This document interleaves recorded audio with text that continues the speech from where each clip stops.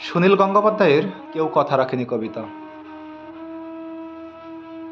কেউ কথা রাখেনি। ৩৩ বছর কাটলো, কেউ কথা রাখেনি। ছেলেবেলায় এক বোষ্টমী তার আগমনী গান হঠাৎ থামিয়ে বলেছিল শুক্লা দ্বাদশীর দিন অন্তরাটুকু শুনিয়ে যাবে।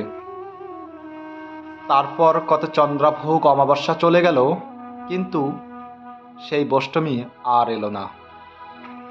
২৫ বছর প্রতীক্ষায় আছি। মামাবাড়ির মাঝি নাদের আলী বলেছিল, বড় হও দাদা ঠাকুর, তোমাকে আমি ৩ প্রহরের বিল দেখাতে নিয়ে যাব। সেখানে পদ্মফুলের মাথায় সাবার ভ্রমর খেলা করে। নাদের আলী, আমি আর কত বড় হব? আমার মাথায় এই ঘরের ছাদ ফুঁড়ে আকাশ স্পর্শ করলে তারপর তুমি আমায় ৩ প্রহরের বিল দেখাবে? একটাও রয়্যাল গুলি কিনতে পারিনি কখনো। লাঠি লজেন্স দেখিয়ে দেখিয়ে চুষেছে লস্কর বাড়ির ছেলেরা। ভিখারির মতন চৌধুরীদের গেটে দাঁড়িয়ে দেখেছি ভিতরে রাজ উৎসব।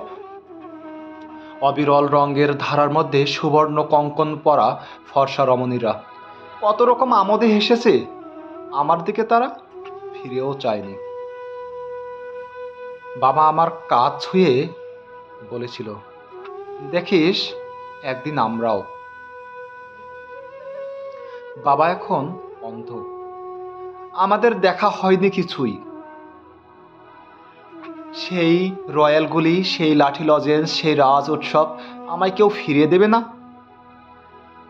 বুকের মধ্যে সুগন্ধি রুমাল রেখে বরুণা বলেছিল, যেদিন আমায় সত্যিকারে ভালোবাসবে সেদিন আমার বুকে এরকম আতরের গন্ধ হবে।